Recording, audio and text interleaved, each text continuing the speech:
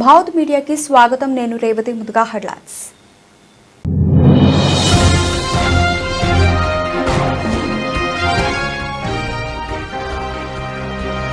ప్రపంచంలో పవర్ చేతులు మారుతోంది. ఎలాన్ మస్క్ కీలక వ్యాఖ్యలు.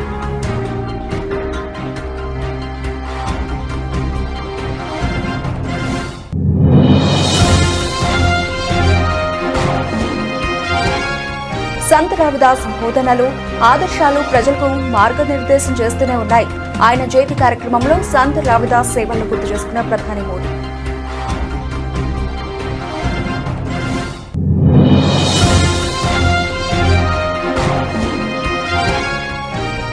న్యూఢిల్లీలో ఘనంగా జరిగిన 50వ Indian Coast Guard raising day వేడుకలు. భారతదేశ తీర ప్రాంతాన్ని భద్రపరచడంలో వారి దృఢ నిశ్చయాన్ని ప్రశంసించిన రాజ్నాథ్ సింగ్.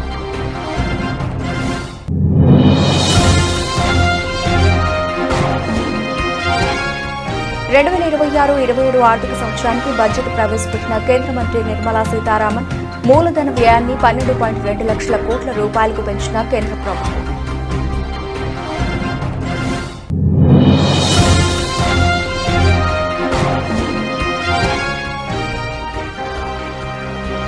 కేంద్ర బడ్జెట్పై స్పందించిన డిప్యూటీ సీఎం భట్టి, రాష్ట్ర విజ్ఞప్తులను కేంద్రం పట్టించుకోలేదని భట్టి విక్రమార్క ఆవేదన.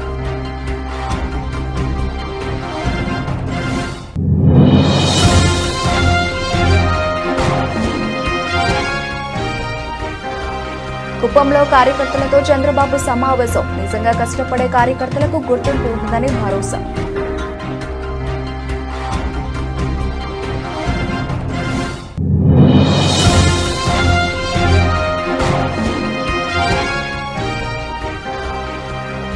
ముగిసిన కేసీఆర్ సిట్ విచారణ. కేసీఆర్ వాంగ్మూలాన్ని ఆడియో వీడియో రికార్డు చేసిన అధికారులు.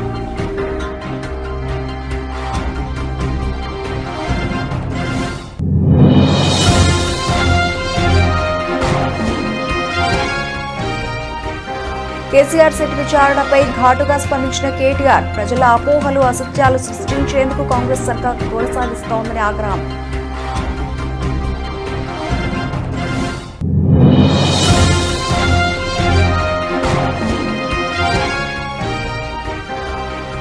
కేంద్ర బడ్జెట్ వికసిత భారత్ సంకల్పాన్ని సాకారం చేస్తుంది. హర్షం వ్యక్తం చేసిన Telangana BJP chief.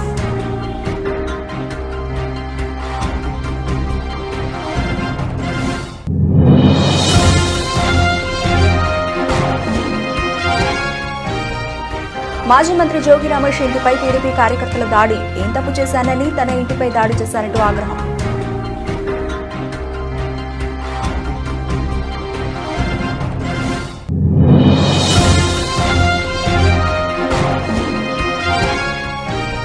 Under-19 world cup Pak ను మట్టి కరిపించి సెమీస్ కు దూసుకెళ్లిన భారత్ 58 పరుగుల తేడాతో గెలిచి సెమీఫైనల్ కు అర్హత.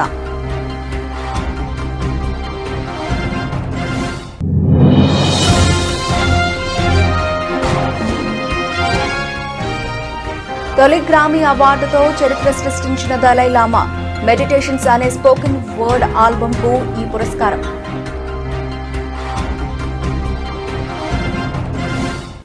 అమెరికా అధ్యక్షుడు డొనాల్డ్ ట్రంప్ విధానాలతో ప్రపంచ దేశాలు ఆర్థికంగా కుదుపులకు గురవుతున్న వేళ సంక్షోభంలో ఉన్న గ్లోబల్ ఎకానమీకి చైనా, భారత్లు కీలక చోదక శక్తులుగా మారాయని అంతర్జాతీయ ద్రవ్యనిధి సంస్థ గణాంకాలు స్పష్టం చేస్తున్నాయి.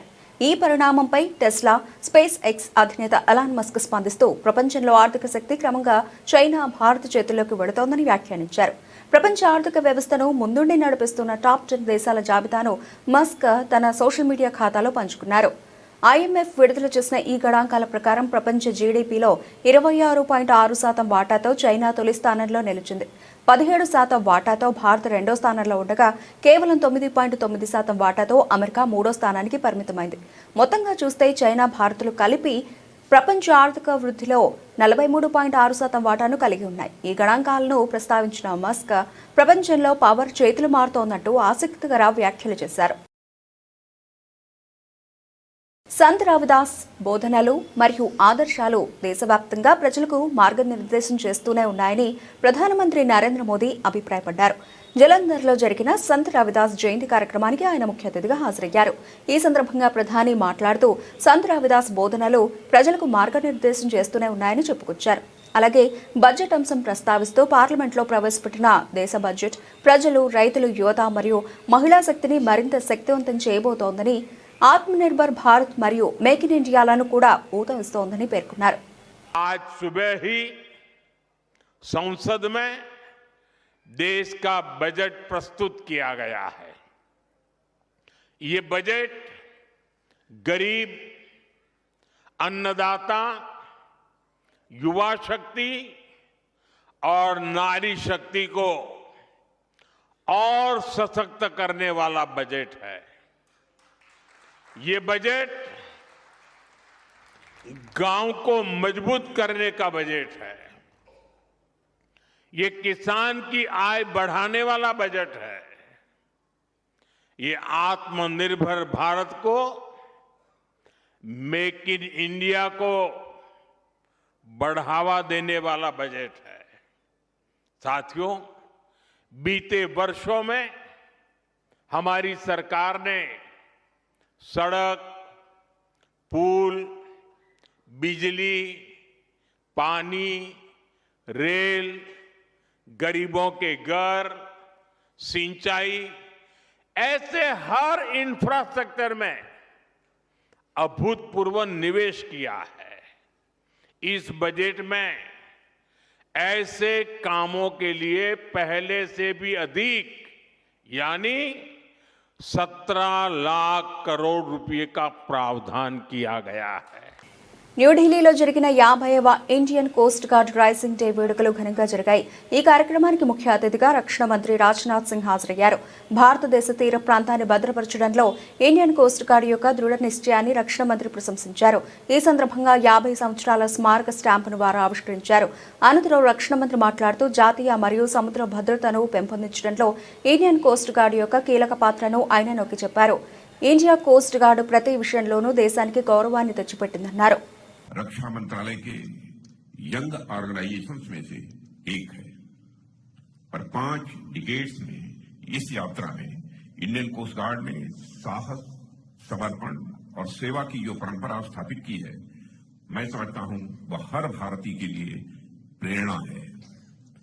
समुद्री सीमाओं की रक्षा लेकर मानवता की सेवा तक आपने हर मोर्चे पर अपने देश का मान बढ़ाया है.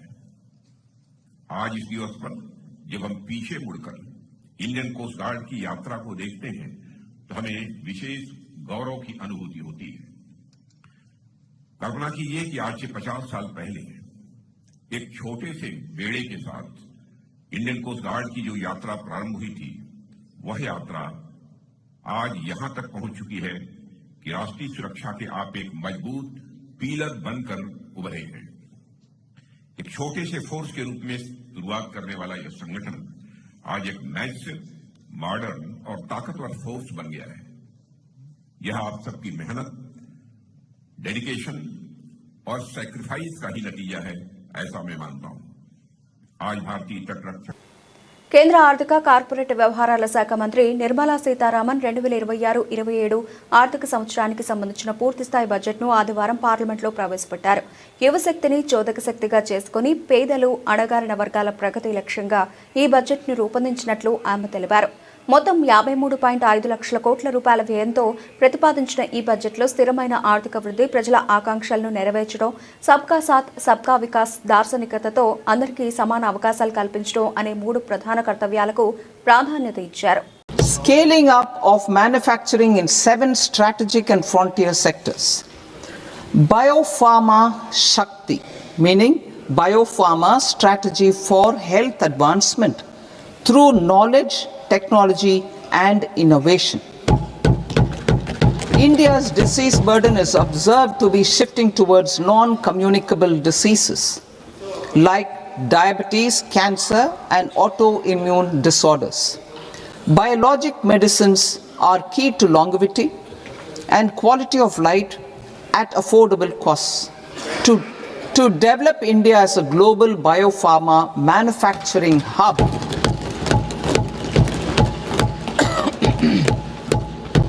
I propose the Biopharma Shakti with an outlay of 10,000 crores over the next 5 years. This will build the ecosystem for domestic production of biologics and biosimilars. The strategy will include a biopharma-focused network with 3 new national institutes of pharmaceutical education and research, popularly known as NIPERS, and upgrading కేంద్ర ప్రభుత్వం ప్రవేశపెట్టిన బడ్జెట్లో తెలంగాణకు మరోసారి తీవ్ర అన్యాయం జరిగిందని ఉప ముఖ్యమంత్రి మల్లు భట్టి విక్రమార్క విమర్శించారు. ఆదివారం పార్లమెంట్లో ఆర్థిక మంత్రి నిర్మలా సీతారామన్ ప్రవేశపెట్టిన 53.47 లక్షల కోట్ల రూపాయల భారీ బడ్జెట్లో రాష్ట్రానికి ఆశించిన కేటాయింపులు ఏవీ దక్కలేదని ఆయన తీవ్ర అసంతృప్తి వ్యక్తం చేశారు. ముఖ్యమంత్రి రేవంత్ రెడ్డి, మంత్రులు, ఎంపీలు పలుమార్లు ప్రధాని నరేంద్ర మోదీ ఆర్థిక మంత్రిని కలిసి రాష్ట్ర ప్రయోజనాల కోసం విజ్ఞప్తులు చేసినా ఫలితం లేకపోవడం తీవ్ర నిరాశకు గురి చేసిందని భట్టి మీడియాకు తెలిపారు. మూసీ నది ప్రక్షాళన, రీజనల్ రింగ్ రోడ్, హైదరాబాద్ నగర అభివృద్ధి, మెట్రో రైలు విస్తరణ వంటి కీలక ప్రాజెక్టులకు నిధులు వస్తాయని ఆశించామని, కానీ కేంద్రం మొండి చేయి చూపిందని అన్నారు. కేంద్ర ప్రభుత్వ budget near about 46 lakhs. So ఇంత పెద్ద భారీ బడ్జెట్ లో తెలంగాణ రాష్ట్రం కోసం ఉంటాయని మేమంతా ఆశించాం. మూసీ రిజర్వేషన్ సంబంధించిన దానిపైన కానీ, ఈ నగర చుట్టూ ఉన్నటువంటి అభివృద్ధి కార్యక్రమాల గురించి కానీ, రీజనల్ రింగ్ రోడ్డు గురించి కానీ, ఇతర ఇన్ఫ్రాస్ట్రక్చర్ సంబంధించినటువంటి అంశాలు కానీ వాటిలో పొందుపరుస్తారేమో ఆశించాం, ఇంక్లూడింగ్ మెట్రో రైలు సంబంధించి కూడా. ఇవేమి ఇవ్వకపోగా కొన్ని ప్రత్యేకమైనటువంటి అంశాలను కూడా వాళ్ళు ప్రకటించారు. Biopharma Shakti outlet 10,000 crores over next 5 years అని చెప్పారు. కానీ అందులో కూడా ఏం లేదు. ఎలక్ట్రానిక్స్ అంటే హైదరాబాద్ అంటే ఎలక్ట్రానిక్స్ అనే పరిస్థితి ఉన్న దాంట్లో తెలంగాణ రాష్ట్రాన్ని అందులో పొందుపరుచుకోవడం చాలా బాధాకరం. కెమికల్ పార్క్స్ అన్నారు, ఫార్మా లాంటి ఇండస్ట్రీకి సంబంధించి హైదరాబాద్ తెలంగాణ రాష్ట్రం is known for pharma hub. ఇందులో పొందుపరచుకోలేకపోవటం చాలా బాధ అనిపిస్తా ఉంది. Hyderabad has become a medical hub. ఈ దేశంలో ఉన్నటువంటి రాష్ట్రాలు కాదు, ఇతర దేశాల నుంచి కూడా పెద్ద ఎత్తున ఇక్కడికి వస్తూ ఉన్నారు. అటువంటి దాంట్లో కూడా మీరు హైదరాబాద్ తెలంగాణ మీద ఈ రకంగా ఆలోచన చేశారో చాలా బాధగా ఉంది. Hyderabad has become a main centre for orange economy. Telangana ఏం తప్పు చేసిందని మీరు తెలంగాణ మీద న్యాయం చేయకుండా ఆలోచన చేశారో, అఫోర్డబుల్ స్పోర్ట్స్ గూడ్స్ రంగంలోనే ముందుగా గుర్తు రావాల్సింది తెలంగాణ. అన్ఫార్చునేట్లీ వాళ్ళు అనౌన్స్ చేసిన దాంట్లో ఎక్కడ తెలంగాణ కనపట్టలేదు. డెఫినెట్లీ ఆశించాం తప్పనిసరిగా కేంద్ర ప్రభుత్వం inland water ways Hyderabad Musi river ను కూడా పరిగణలోకి తీసుకుంటారు.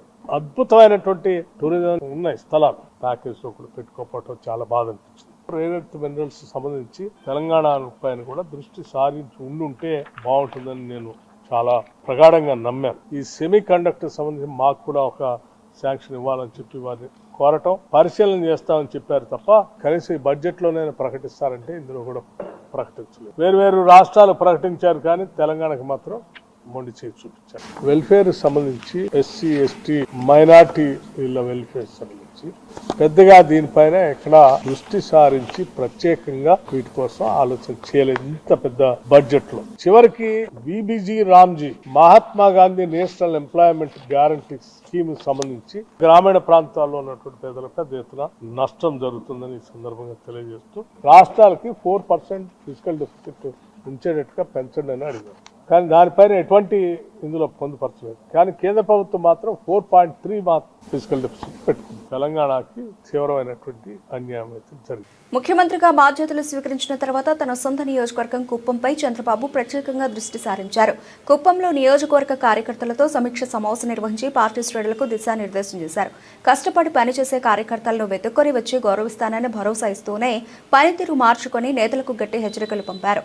ఈ సందర్భంగా ముఖ్యమంత్రి చంద్రబాబు మాట్లాడుతూ పార్టీ కోసం నిబద్ధతతో పనిచేసే వారికి ఉన్నత పదవులు వాటంతటా అవే వస్తాయని అన్నారు. ఫ్లెక్సీలు, బ్యానర్లు కట్టుకున్న పార్టీ జెండా మోసిన షణ్ముఖరెడ్డికి చిత్తూరు పార్లమెంట్ అధ్యక్ష బాధ్యతలు అప్పగించడమే ఇందుకు నిదర్శనం. నిన్నటి వరకు సామాన్య కార్యకర్తగా ఉన్న ఆయన ఈరోజు పార్లమెంట్ అధ్యక్షుడయ్యారు. ఇదే తెలుగుదేశం పార్టీలో ఉండే గుర్తింపు అని పేర్కొన్నారు. తెలంగాణ వ్యాప్తంగా సంచలనం సృష్టించిన ఫోన్ ట్యాపింగ్ కేసులో మాజీ ముఖ్యమంత్రి బీఆర్ఎస్ అధినేత కేసీఆర్ విచారణ ముగిసింది. నందినగర్లోని ఆయన నివాసానికి వెళ్లిన ప్రత్యేక దర్యాప్తు బృందం కేసీఆర్ను దాదాపు 4 గంటల 50 నిమిషాల పాటు విచారించింది. విచారణ అనంతరం ఆయన వాంగ్మూలాన్ని అధికారులు నమోదు చేసుకున్నారు. ఈ కేసులో ఇప్పటికే అరెస్ట్ అయిన నిందితులు ఇచ్చిన సమాచారం, వాంగ్మూలాల ఆధారంగా సిట్ అధికారులు కేసీఆర్పై ప్రశ్నలు సంధించినట్లు తెలుస్తోంది. మొత్తం విచారణ ప్రక్రియను సిట్ అధికారులు ఆడియో, వీడియో రికార్డింగ్ చేశారు. విచారణ పూర్తయిన తర్వాత సిట్ బృందం కేసీఆర్ నివాసం నుంచి వెనుదిరిగింది. గత బీఆర్ఎస్ ప్రభుత్వ హయాంలో ప్రతిపక్ష నేతలు, వ్యాపారులు, ప్రముఖుల ఫోన్లను ట్యాప్ చేశారన్న ఆరోపణలపై ఈ కేసు నమోదైన విషయం తెలిసిందే. ఈ కేసులో ఇప్పటికే పలువురికి సిట్ విచారించింది. నిందితులు ఇచ్చిన స్టేట్మెంట్ల ఆధారంగానే మాజీ సీఎం కేసీఆర్ను సిట్ అధికారులు విచారించినట్టు తెలుస్తోంది.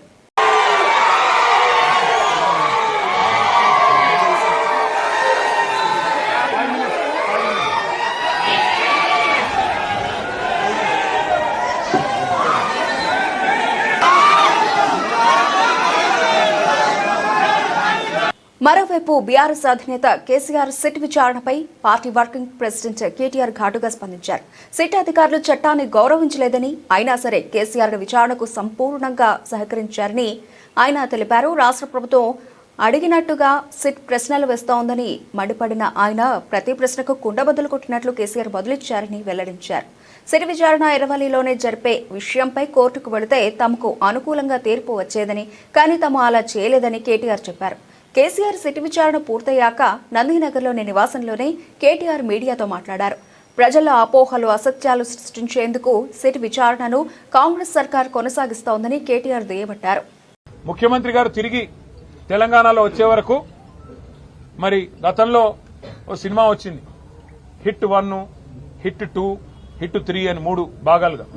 అట్లాగే సిట్ 1, సిట్ 2 అని చెప్పి టైంపాస్ కార్యక్రమం చేస్తా ఉన్నారు. ఎందుకు చేస్తున్నారో వారికే తెలవాల, మాకైతే తెలియదు. కేవలం ఏదో జరిగిపోయినట్టు, ఇదిగో పులంటే అదిగో తోక అని ఒక డ్రామా తప్ప ఏమీ లేదు.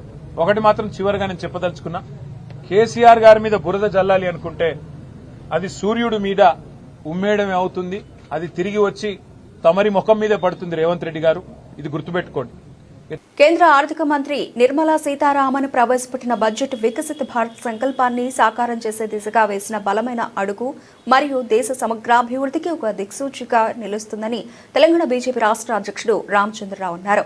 ఈ విషయమై ఆయన మీడియాతో మాట్లాడుతూ, ముఖ్యంగా హైదరాబాద్కు హైస్పీడ్ రైల్ కారిడార్లను ప్రకటించడం తెలంగాణ అభివృద్ధికి దోహదపడుతుందని, ఇది మన రాష్ట్రానికి దక్కిన గౌరవమన్నారు.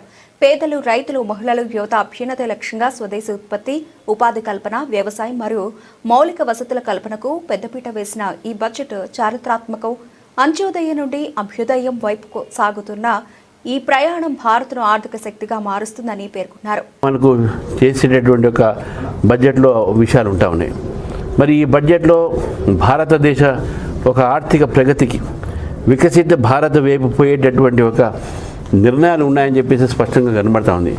ముఖ్యంగా ఎంఎస్ఎంఈ కావచ్చు, ఇటు డిఫెన్స్ ఇండస్ట్రీస్ కావచ్చు, ఫార్మా ఇండస్ట్రీస్ కావచ్చు, అదేవిధంగా హై స్పీడ్ ట్రైన్స్ కావచ్చు, లేకపోతే ఎడ్యుకేషనల్ క్లస్టర్స్ కావచ్చు, ఎడ్యుకేషన్ విషయంలో కావచ్చు, ఆయుర్వేదిక్ యూనివర్సిటీస్ కావచ్చు, ఎడ్యుకేషనల్ ఇన్స్టిట్యూషన్ పాటు ఆర్టిఫిషియల్ ఇంటెలిజెన్స్ కోసం పెట్టినటువంటి యొక్క స్కిల్ సెంటర్స్ కావచ్చు. వీటన్నిటి వల్ల మనం చూస్తూ ఉంటే భారతదేశం ఇప్పటికే మనం ఆర్థికమైనటువంటి వ్యవస్థలో ప్రపంచంలో 4వ స్థానంలో ఉన్నాం. త్వరలోనే మనం 3వ స్థానంలో వస్తామని చెప్పేసి కూడా ఈ బడ్జెట్ మనకు చెప్తా ఉంది. దీని ద్వారా తెలంగాణ, హైదరాబాద్ చుట్టుపక్కల ఉన్నటువంటి ఒక అనేక ఏదైతే పారిశ్రామికలు ఉన్నాయో, ముఖ్యంగా డిఫెన్సు, ఎంఎస్ఎంఈలు, ఫార్మాలు ఉన్నాయో, అవి బాగా అభివృద్ధి చెందే అవకాశాలు ఉంటాయి. తద్వారా ఇక్కడ ఉన్నటువంటి దానికి సంబంధించినటువంటి ఎడ్యుకేషన్ సెంటర్స్ కూడా డెవలప్ అయ్యే అవకాశాలు ఉన్నాయని చెప్పి, ఎందుకంటే బడ్జెట్లో పెట్టారు. ఎక్కడైతే ఇండస్ట్రియల్ జోన్స్ ఉంటాయో అక్కడ కూడా ఎడ్యుకేషన్ సెంటర్ పెట్టి, స్కిల్ డెవలప్మెంట్స్ పెట్టి, తద్వారా ఇక్కడ ఉద్యోగ అవకాశాలు కూడా బాగా పెరుగుతాయి. ఈ బడ్జెట్ ఏదైతే ఉందో భారతదేశ ఒక ప్రగతికి, మన ఆర్థికమైన ప్రగతికి, వికసిత భారత్ వైపు పోయేటటువంటి ఒక ఆలోచనతో సబ్కా సాత్ సబ్కా వికాస్ అనేటటువంటి లక్ష్యంతో బడ్జెట్ ఉన్నది. ఈ బడ్జెట్ ద్వారా రాష్ట్ర ప్రజలకు, దేశ ప్రజలకు ఒక మంచి మెసేజ్ కూడా ఉన్నది. దీంట్లో మనం అంతా కూడా డెవలప్ నేషన్గా ఈరోజు మనం పోతున్నాం ముందు. కాబట్టి ఈ బడ్జెట్ని మేము స్వాగతిస్తున్నాం.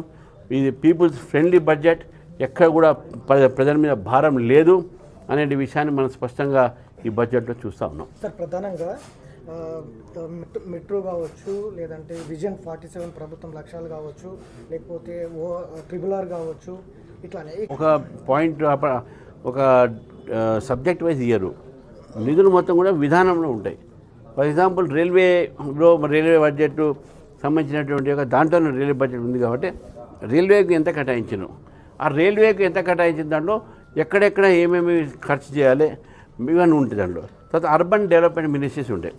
అర్బన్ డెవలప్మెంట్ మినిస్ట్రీ అలొకేషన్స్లో కూడా మెట్రో రైల్ వస్తుంది. మెట్రో రైల్ హైదరాబాద్ కావచ్చు, ఏదైనా కావచ్చు. ఆ అర్బన్ ఇండస్ట్రీకి సంబంధించిన అర్బన్ డిపార్ట్మెంట్ సంబంధించినటువంటి అలొకేషన్స్లో ఉంటాయి. అదేవిధంగా మిగతా డెవలప్మెంట్ 47 ఐటమ్స్ కూడా ఏదో ఒక ఇండస్ట్రీస్ వస్తాయి. ఆ అలొకేషన్స్లో అప్పుడు తెలుస్తాయి మనకు ఏ ఒక అంశానికి ఎంత అలాట్మెంట్ అయినది. ఫర్ ఎగ్జాంపుల్ ఈరోజు ఎడ్యుకేషన్కు ఒక 20% బడ్జెట్లు పెట్టినాం అనుకోండి. ఆ 20% బడ్జెట్లో కొత్త యూనివర్సిటీస్ ఉంటాయి, ఇప్పుడు ఉన్నటువంటి యూనివర్సిటీస్ ఉంటాయి. ఆ యూనివర్సిటీతో పాటు ఏం తప్పు చేశానని నా ఇంటిపై దాడి చేశారు, నా ఇంటిపైకి గంజాయి బ్యాచ్ను పంపి పెట్రోల్ బాంబులు వేయిస్తారా అంటూ మాజీ మంత్రి వైసీపీ నేత జోగి రమేష్ తీవ్ర ఆగ్రహం వ్యక్తం చేశారు.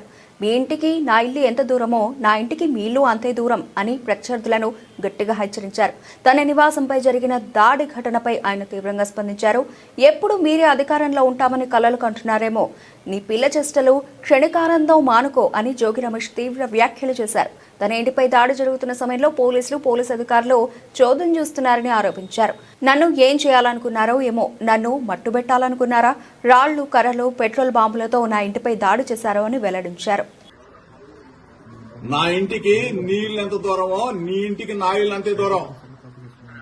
ఇవాళేమో సంబరపడుతున్నామో, రాక్షస ఆనందం పొందుతామేమో హెచ్చరిస్తా ఉన్నా. మీడియా మిత్రుల ద్వారా చెప్తా ఉన్నా, రాష్ట్ర ప్రజల సమక్షంలో చెప్తా ఉన్నా, ఇది దుర్మార్గమైన చర్య. నేనేం చేశానా?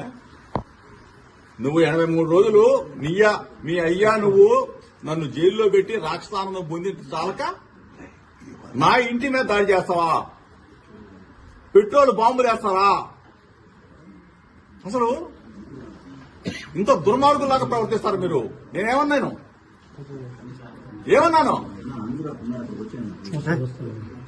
ఈరోజు మీరు చేసిన దుర్మార్గం మేమేదో భయపడతాననుకుంటున్నామేమో. చూస్తా, నువ్వు నీ గోండాలని, నీ రౌడీలని, నీ పిక్ పాకెట్ గాలని, బ్లేడ్ బ్యాచ్ ని, గంజాయి బ్యాచ్ ని విజయవాడ నుంచి నలుమూల నుంచి నా ఇంటి మీద పంపిస్తావా? నీకు పెళ్ళాం పిల్లలు లేరా? నీకు ఇల్లు లేదా? నీకు కుటుంబం లేదా? ఇవాళతో ఇది ఆగిపోతుంది అనుకుంటున్నావా? లోకేష్ చెప్తా ఉన్నా, నువ్వు ఇటువంటి రాక్షసానందాన్ని కన్నా నువ్వు తప్పైందని చెప్పకపోతే చెప్తా ఉన్నా, ఇటువంటి పనికి మారిన పిల్ల చేస్తలకి జోగి మీరు భయపడ్డావు. చిన్నప్పటి నుంచి రాజకీయాల్లో ఉన్నా, నీ పిల్ల చేసలకి, నీ వెర్రి చేసలకి నీకు నిన్న చెప్పా, ఒళ్ళు తగ్గించుకున్నావు కానీ నీ చిప్పు దొబ్బింది, నీ మెదడు మొత్తం దొబ్బింది. ఏం పనురాయి పనికి మానోడా? ఒక బలహీన వర్గాల వాడి మీద నా మీద తాడా, సిక్కుసారం వదిలేసి సన్నాసులాగా తయారైంది. అండర్-19 ప్రపంచ కప్ లో భారత యువ జట్టు జైత్రయాత్ర కొనసాగిస్తోంది. సూపర్ 6 దశలో భాగంగా ఆదివారం జరిగిన కీలక మ్యాచ్లో చిరకాల ప్రత్యర్థి పాకిస్తాన్పై 58 పరుగుల తేడాతో ఘన విజయం సాధించింది. 5 సార్లు ఛాంపియన్గా నిలిచిన భారత్ ఈ గెలుపుతో తమ గ్రూప్లో టాపర్గా నిలిచి సెమీఫైనల్లో అడుగుపెట్టింది. ఆల్రౌండ్ ప్రదర్శనతో అదరగొట్టిన యంగ్ ఇండియా పాక్ను టోర్నీ నుంచి నిష్క్రమించేలా చేసింది. క్వీన్స్ స్పోర్ట్స్ క్లబ్ వేదికగా జరిగిన ఈ మ్యాచ్లో టాస్ గెలిచిన పాకిస్తాన్ ఫీల్డింగ్ ఎంచుకుంది. బ్యాటింగ్కు దిగిన భారత్కు వేదాంత్ త్రివేది బాధ్యతాయుతమైన ఇన్నింగ్స్తో జట్టును ఆదుకున్నాడు. అతనికి తోడుగా లోయర్ ఆర్డర్లో ఆర్ఎస్ అమ్రీష్, కనిష్క్ చౌహాన్, హిలాన్ పటేల్ విలువైన పరుగులు చేయడంతో 49.5 ఓవర్లలో 252 పరుగులకు భారత ఆలౌట్ అయింది. 253 పరుగుల లక్ష్యంతో బరిలోకి దిగిన పాకిస్తాన్ 30వ ఓవర్ ముగిసేసరికి 3 వికెట్ల నష్టానికి 151 పరుగులతో పటిష్ట స్థితిలో నిలిచింది. అయితే కేవలం 43 పరుగుల వ్యవధిలో చివరి 8 వికెట్లను కోల్పోయింది. పాకిస్తాన్ 46.2 ఓవర్లలో 194 పరుగులకే కుప్పకూలింది. ఈ విజయంతో భారత్ గ్రూప్ టాపర్గా నిలిచి బలమైన ఆస్ట్రేలియాతో సెమీస్ పోర్ను తప్పించుకుంది. ఫిబ్రవరి 4న హరారే వేదికగా జరగనున్న సెమీఫైనల్లో ఆఫ్ఘనిస్తాన్తో తలపడనుంది.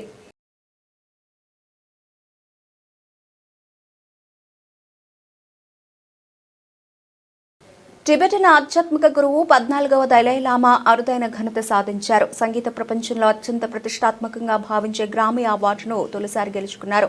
లాస్ ఏంజల్స్లోని crypto.com ఎరీనాలో ఫిబ్రవరి 1న జరిగిన 68వ వార్షిక గ్రామీ అవార్డుల వేడుకలో ఈ పురస్కారాన్ని ప్రకటించారు.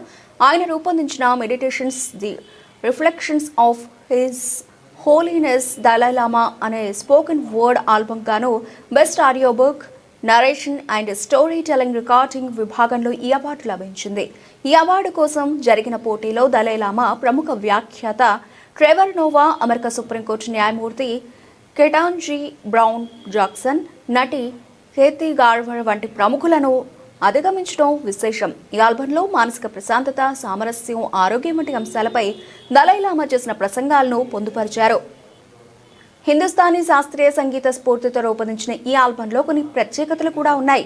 శాంతి అనేది మతపరమైన విషయం కాదు, అది మన మనుగడకు అవసరం అని ఓ ట్రాక్లో ఆయన పేర్కొన్నారు. గతంలో ఒకసారి నామినేట్ అయినప్పటికీ గ్రామీని గెలవడం ఆయనకు ఇదే మొదటిసారి.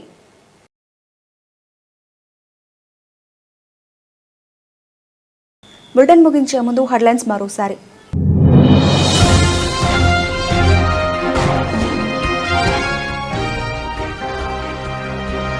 ప్రపంచంలో పవర్ చేతులు మారుతోంది. ఎలాన్ మస్క్ కీలక వ్యాఖ్యలు.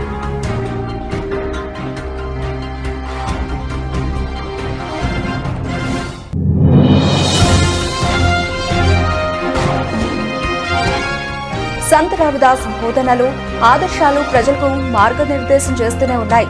ఆయన జయంతి కార్యక్రమంలో సంత్ రవిదాస్ సేవలను గుర్తు చేసుకున్న ప్రధాని మోదీ.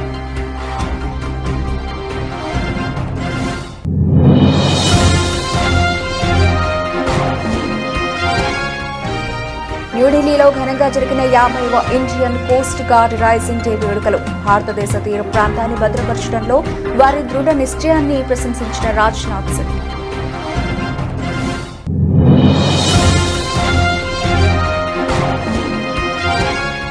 (2026-27) ఆర్థిక సంవత్సరానికి బడ్జెట్ ప్రవేశపెట్టిన కేంద్ర మంత్రి నిర్మలా సీతారామన్. మూలధన వ్యయాన్ని 12.2 లక్షల కోట్ల రూపాయలకు పెంచిన కేంద్ర ప్రభుత్వం.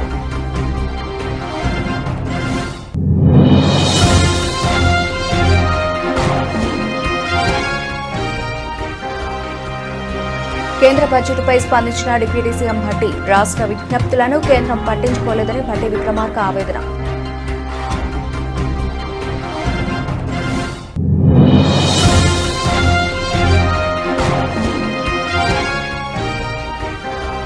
కుప్పంలో కార్యకర్తలతో చంద్రబాబు సమావేశం. నిజంగా కష్టపడే కార్యకర్తలకు గుర్తింపు ఉంటుందని భరోసా.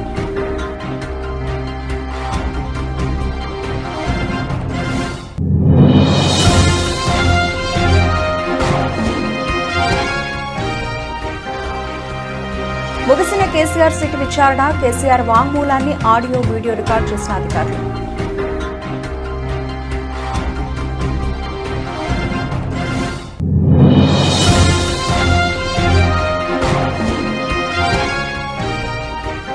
కేసీఆర్ సిట్ విచారణపై ఘాటుగా స్పందించిన కేటీఆర్. ప్రజల అపోహలు, అసత్యాలు సృష్టించేందుకు కాంగ్రెస్ సర్కార్ కొనసాగిస్తోందని ఆగ్రహం.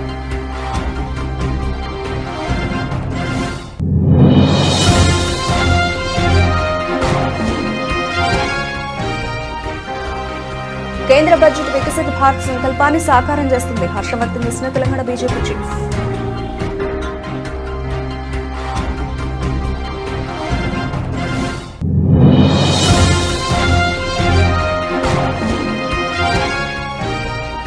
మాజీ మంత్రి జోగి రమేష్ ఇంటిపై టీడీపీ కార్యకర్తల దాడి. ఏం తప్పు చేశానని తన ఇంటిపై దాడి చేశారంటూ ఆగ్రహం.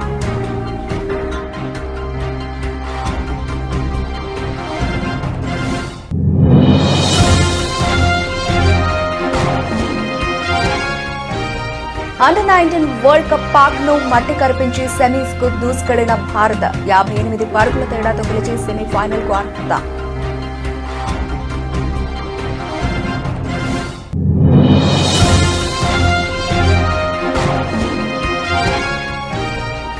తొలి గ్రామీ అవార్డుతో చరిత్ర సృష్టించిన దలైలామా. మెడిటేషన్స్ అనే స్పోకెన్ వర్డ్ ఆల్బమ్ కు ఈ పురస్కారం.